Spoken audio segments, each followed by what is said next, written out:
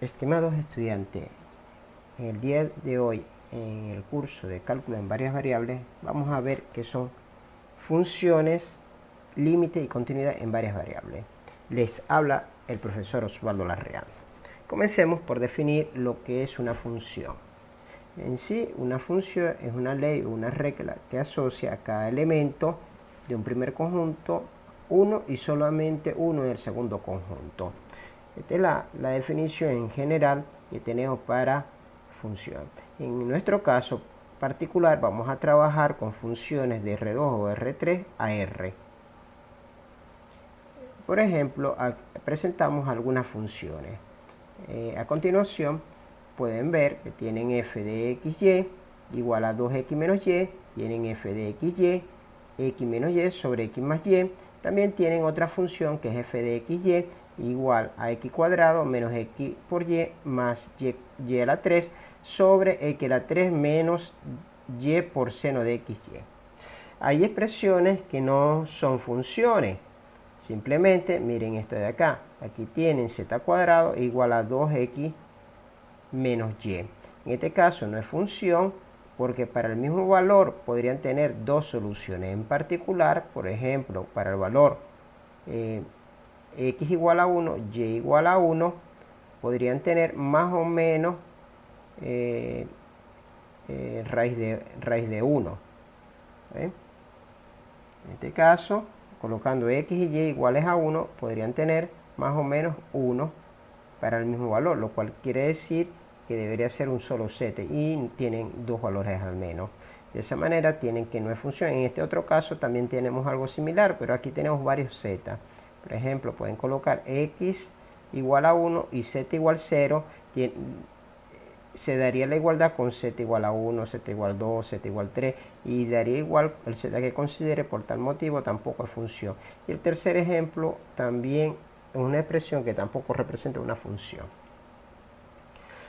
¿Qué es el dominio? El dominio es simplemente un subconjunto del conjunto de partida tal que cualquier elemento que se elige dentro de allí al evaluar dentro de la función tiene sentido.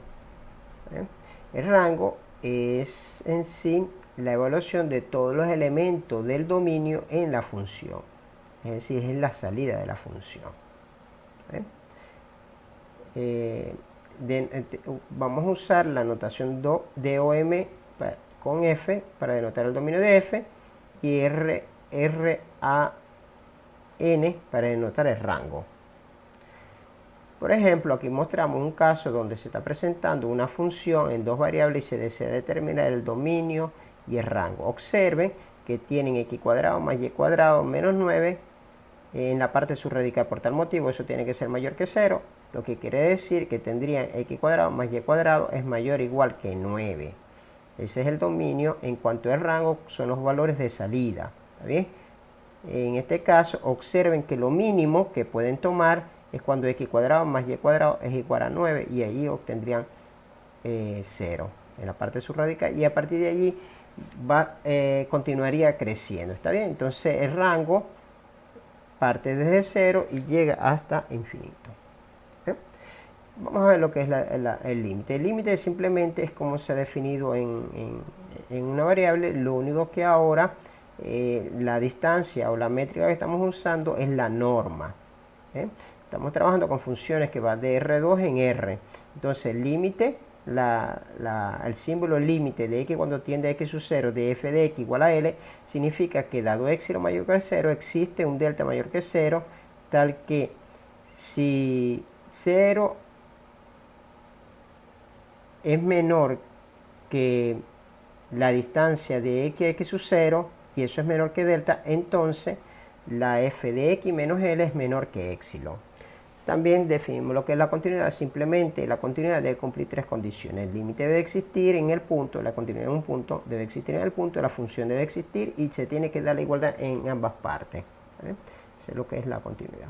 Propiedades del límite. Las propiedades del límite son exactamente las mismas que conocen para el límite de una sola variable, es decir, con respecto a la suma, la resta, la multiplicación, la división y otras propiedades adicionales.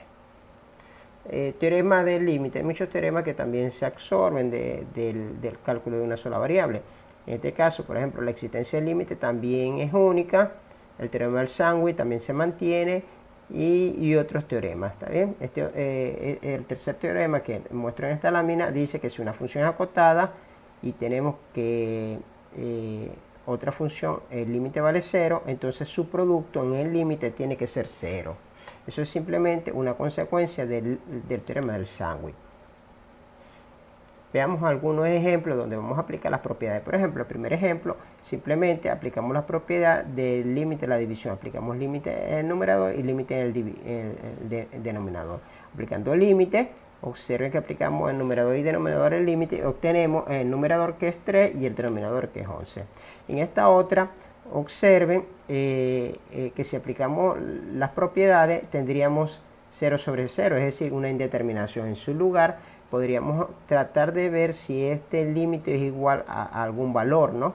Por ejemplo, podría ser igual a 0 o algún otro valor, pero en su lugar vamos a seguir aplicando las propiedades. Por ejemplo, observen que x cuadrado es menor o igual que x cuadrado más y cuadrado, lo que trae como si la x y y no son iguales a 0, obtenemos que x cuadrado sobre x cuadrado más y cuadrado está comprendido entre 0 y 1, y ahora multiplicarlo por el valor absoluto de y, obtenemos que la función que teníamos anteriormente es menor o igual que el valor absoluto de y.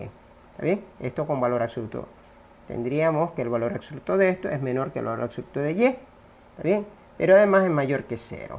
Entonces, aplicando el teorema del sándwich, obtendríamos el límite a la izquierda vale 0 y el de la derecha vale 0. Por tal motivo, el del centro, el que está en el medio, vale 0. Entonces, aplicando el teorema del sándwich, lo obtenemos. Hay dos técnicas que generalmente determinan que el límite no existe. La técnica de límites iterados y técnica de límites direccionales. Vamos a ver en qué consiste la técnica de límites iterados. Simplemente la técnica de límites iterados aplicamos primero un límite y después aplicamos el otro límite iteradamente en sí. Y lo que debemos ver que en realidad ambos límites son distintos. Si ambos límites son distintos, entonces el límite no existe por la unicidad del límite. ¿Está bien? El límite direccional lo que hacemos es, reemplazar una de las variables por una curva que pase por el punto. ¿Está bien?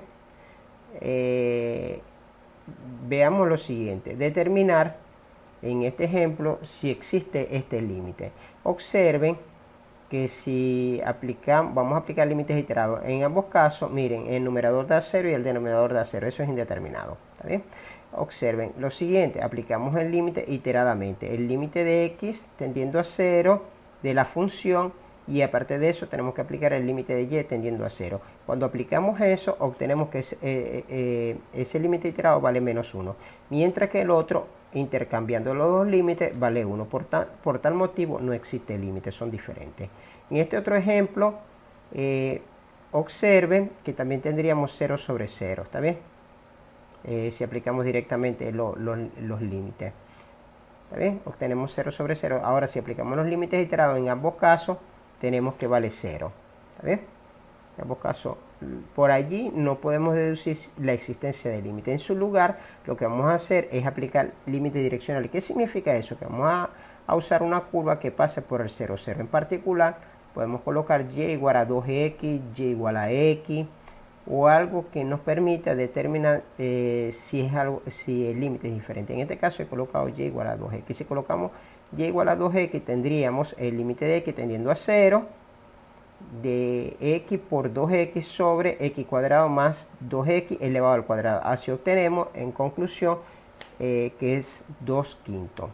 Ahora, por ser diferente de los otros dos límites, obtenemos que no existe límite. Con esto hemos aprendido el día de hoy la definición del límite en varias variables, los límites iterados y algunas propiedades. Esto es todo lo que quería explicar. Saludos a todos.